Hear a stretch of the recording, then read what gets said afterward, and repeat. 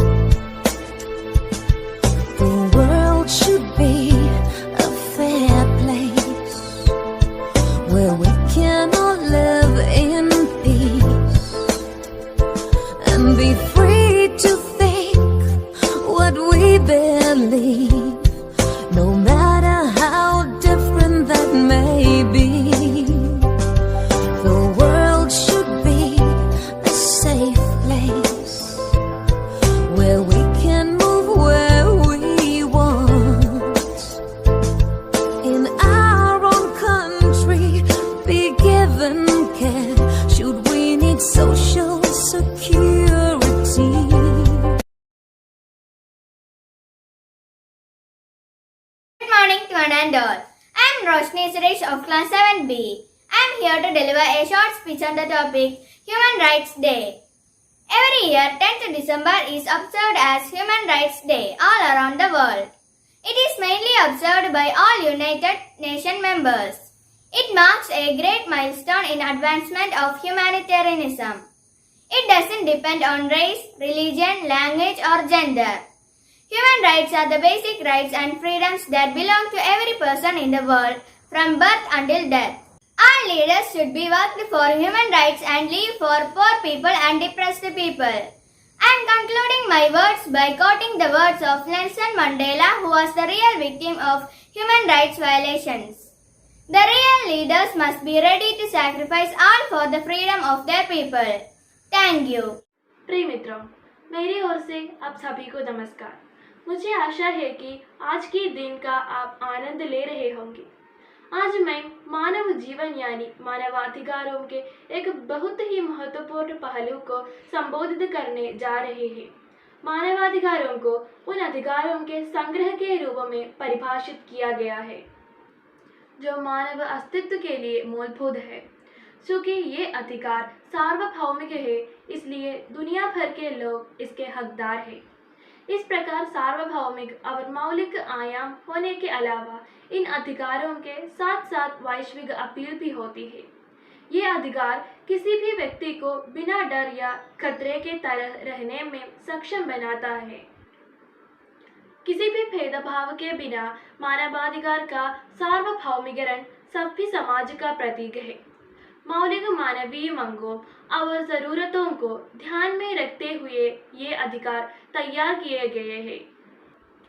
असल में संयुक्त राष्ट्र ने मानवाधिकार चार्टर को अपनाया है और विभिन्न सरकारों से न केवल उन्हें अपने संवैधानिक निकाय में उचित स्थान देने को कहा है, बल्कि उनके प्रवर्तन को भी सुरक्षित करना है। 10 दिसंबर 1948 को संयुक्त राष्ट्र ने मानवाधिकारों की सार्वभौमिक घोषणा की थी। समकालीन समय में मानवाधिकारों की सुरक्षा के लिए बढ़ती चिंता देखी गई है।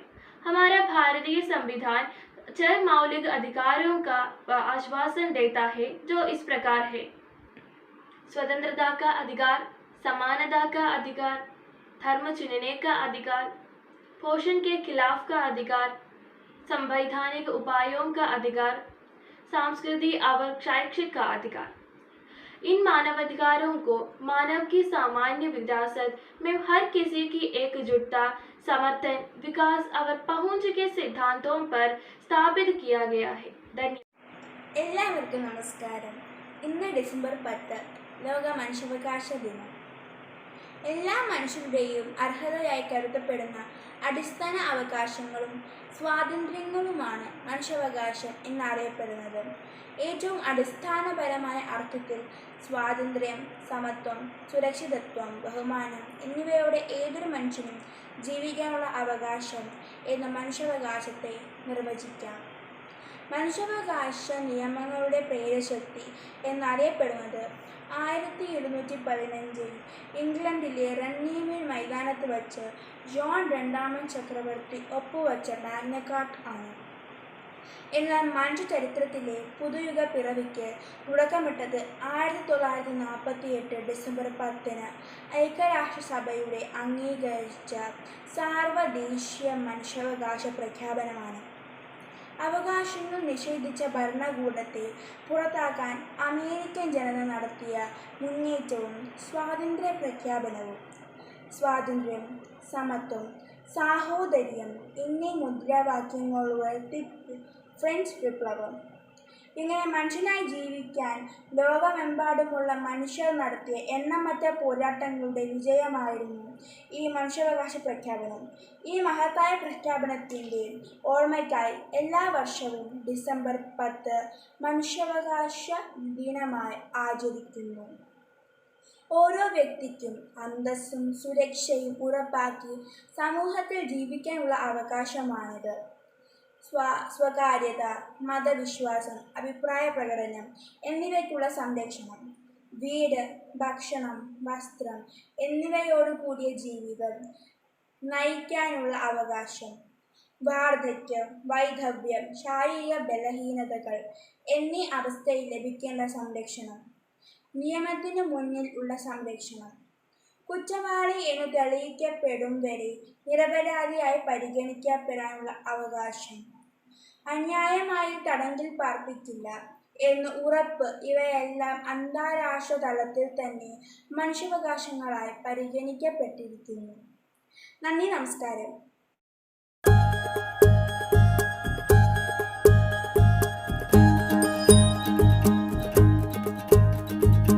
आँखों में तेरी अजब सी अदाएं हैं, हो आँखों में तेरी अजब सी अदाएं हैं। दिल को बना दे जो पतंग सांसें ये तेरी वो हवाएं हैं। आँखों में तेरी अजब सी अदाएं हैं, हो आँखों में तेरी अजब सी अदाएं हैं। दिल को बना दे जो पतंग सांसें ये तेरी वो हवाएं हैं।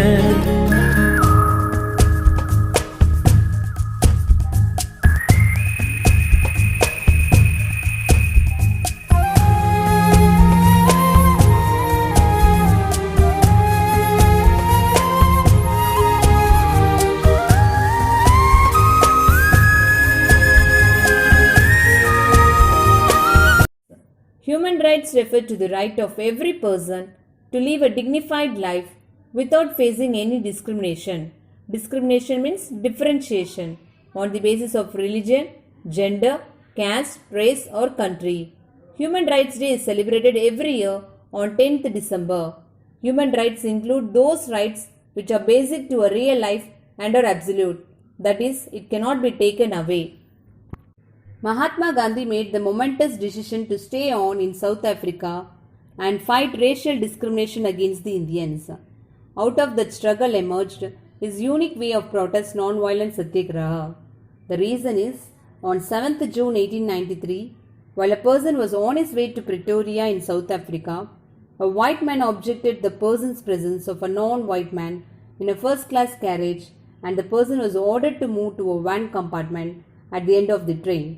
The man who had the first-class ticket refused to leave and was thrown off, shivering in the winter night in the waiting room of the station.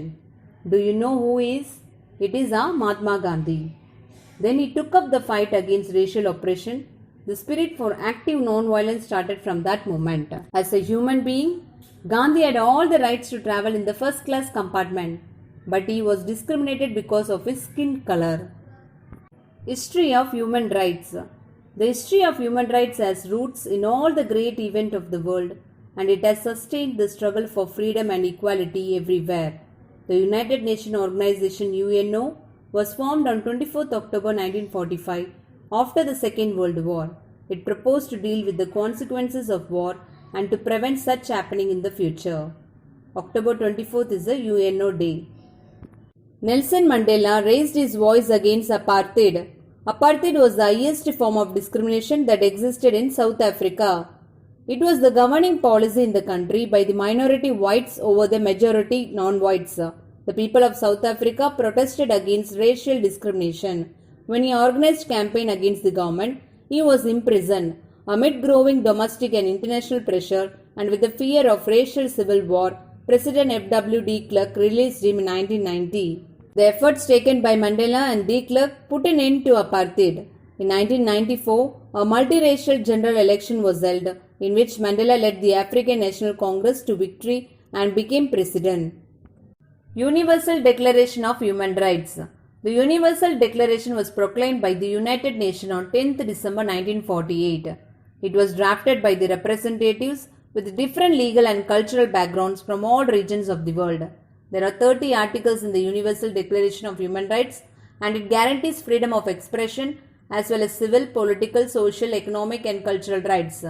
These rights apply to all people irrespective of their race, gender and nationality, as all people are born free and equal. Social, economic and cultural rights. Social, economic and cultural rights are integral part of the human rights. Social rights are necessary for full participation in the society. Economic rights guarantee every person to have conditions under which they are able to meet their needs. Cultural rights are human rights that aim at assuring the enjoyment of culture and its components in condition of equality, human dignity and non-discrimination. Civil and political rights. Civil and political rights protect an individual's freedom. The term civil rights refers to the basic rights afforded by laws of the government to every person regardless of race, nationality, color, gender, age, religion, etc. Political rights exercised in the formation and administration of a government. They are given to the citizens by law. These rights give power to the citizens to participate either directly or indirectly in the administration. Fundamental rights in India. Our constitution gives every citizen some basic rights. These are called fundamental rights. Fundamental rights make the life of people meaningful by giving them rights like speech and to live in an area of their choice. The fundamental rights are rights to equality, right to freedom, right against exploitation, right to freedom of conscience and religion, cultural and educational rights for minorities, right to constitutional remedies. Right to equality. It refers to equality before law and equal protection of law. Prohibition or discrimination on the grounds of religion, caste, races, gender or place of birth is offensive and one can seek justice from court. Right to freedom. Freedom of speech and expression. Freedom to assemble peacefully without arms. Freedom to form association and unions. Freedom to reside and settle in any part of India. Freedom to move freely throughout the territory of India. Freedom to practice any profession and carry on any occupation, trade or business. Right against exploitation. Exploitation means taking advantage and treating someone unfairly. It is against the law to employ children before 14 years of age in mines, factories or other occupations.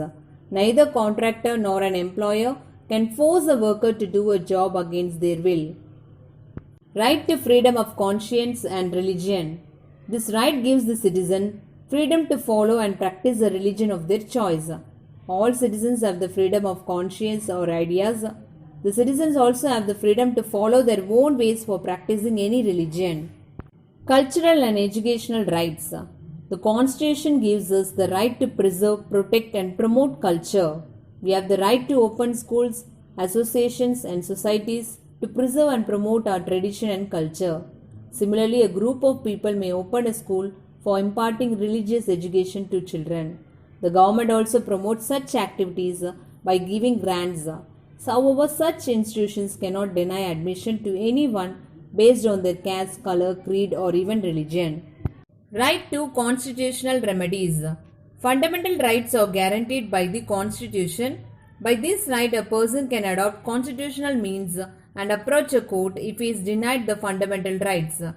The court then issues orders, which are called writs, to the government to restore the rights to the citizen. Fundamental duties. These are in the form of duties and responsibilities of citizens. The state must uphold the rights of the citizens and citizens must well aware about the responsibilities and duties towards the state. These were incorporated in the Constitution by the 42nd Amendment Act of 1976. The Constitution provides different types of fundamental duties. First one is to abide by the Constitution, respect the national flag, national anthem, national symbol, etc. at all times. To follow and cherish the noble ideals which inspired our national struggle for freedom. To follow, uphold, protect and defend the sovereignty, unity and integrity of the nation. To promote harmony and spirit of brotherhood, religious tolerance and respect for women. To preserve and maintain the heritage and cultural wealth of the country. To respect and protect the environment and public property. To develop a scientific attitude, humanism and the spirit of inquiry and reform. To safeguard public property and to oppose violence. To provide opportunities for education by the parent and guardian to the child or ward up to the age of 14 years. National Human Rights Commission. The National Human Rights Commission is an autonomous body constituted on 12th October 1993 under the Protection of Human Rights Act 1993. It is responsible for the protection and promotion of human rights in India. The office is located in New Delhi. Functions of National Human Rights Commission. To inquire into the violation of human rights or negligence in the prevention of such violation by a public servant. To intervene in court proceeding relating to human rights, to undertake and promote research in the field of human rights, to engage in human rights education among various sections of society, to encourage the effects of NGOs means non-governmental organizations, and institutions working in the field of human rights. State Human Rights Commission. Every state in India has a State Human Rights Commission established in accordance with the power conferred on the state under Section 21 of the Protection of Human Rights Act 1993. The protection and promotion of human rights constitute the principal concern of the Commission. The Office of the Human Rights is located in Chennai. Functions of State Human Rights Commission. The State Human Rights Commission shall inquire into violation of human rights in respect of matters specified in the state and concurrent list. Its objective and duties are the same as National Human Rights Commission, but confined only to the state. It has a chairman and 2 members. It has the power of a civil court. It can also recommend compensation to victims. Child rights. A child is a person who has not completed the age of 18 years, that is a minor as per United Nations Organization. This principle is exhibited in Article 25 of the Universal Declaration of Human Rights. The rights of the child was right to life, right to family environment, right to education, right to benefit from social security, right against sexual exploitation, right against sale or trafficking, right against other forms of exploitation like child labor. Right to life. A child has the right to survive even before its birth. The right to survival also includes the right to be born, the right to basic needs of food, shelter, clothing, and a dignified living. Right to family environment. A child has the right to live a normal childhood in a family environment. Children who have been left destitute, abandoned, or orphaned also have the right to live. These children can be given for adoption for caring families. Right to education. Right to Education Act is an act of the Parliament of India enacted in 2009 for free and compulsory education for children from 6 to 14 years of age, as under Article 21A of the Constitution. Right to benefit from social security. Children should get financial support from the country when their parents or guardians are unable to provide them with a good standard of living by themselves due to any illness, disability or old age. Right against sexual exploitation. The state should protect children from sexual exploitation and abuse when they are forced or persuaded to take part in sexual activities physically or mentally. POCSO Act. The Protection of Children from Sexual Offences Act 2012 regards the best interest of the child as being of paramount importance at every stage. The features of POCSO Act is the Act defines the child as any person below 18 years of age to ensure the healthy physical, emotional, intellectual and social development of the child. The statement of the child is to be recorded exactly as the child narrates. A child not be called repeatedly to testify. Right against sale or trafficking of children. Trafficking means dealing something illegal. Children should be treated as individuals with fundamental human rights. Children are vulnerable. Vulnerable means being attacked or harmed. There are root causes such as poverty, gender discrimination, broken families, etc. behind the sale or trafficking of children. Right against other forms of exploitation like child labor. Children are often employed in several industries. These children are deprived of their childhood, health, and education. This will lead to a life of poverty and want. Work is mostly gender specific, with girls performing more home-based work while boys are employed as labor. Since these children work in agricultural fields, restaurants, motor repair workshops, and home-based industries, elimination of child labor remains a challenge. Women's rights. The National Commission for Women is constituted in India to review the constitutional and legal safeguards for women. In modern India, women had held high offices including that of the President, Prime Minister, Speaker of the Lok Sabha, Leader of the Opposition, Union Ministers, Chief Ministers and Governor. Women's rights under the Constitution of India mainly include equality, dignity and freedom from discrimination.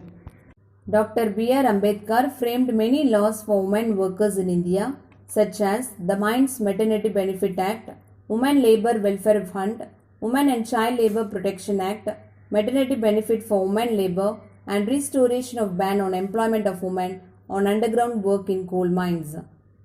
Reservations. The following table gives us a very clear picture of the percentage of reservation for various communities by the government of Tamil Nadu. The state of Tamil Nadu provides 69% of reservation to those castes, communities and reservation. Backward classes 26.5, backward class Muslims 3.5, most backward classes or denotified communities 20, scheduled caste 18, scheduled tribes 1, totally 69. Under each reserved category and in general category, 30% is reserved for women and 4% is reserved for differently abled persons.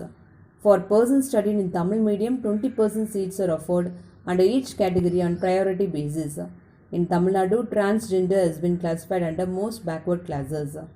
Special reservation to Arundhidiyas has been granted by the preferential allotment of seats within the seats reserved for scheduled caste.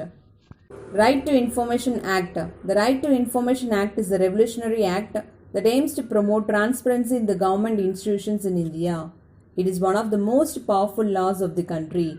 This act is people-friendly. Even an illiterate person can ask any public information officer to write it down for him.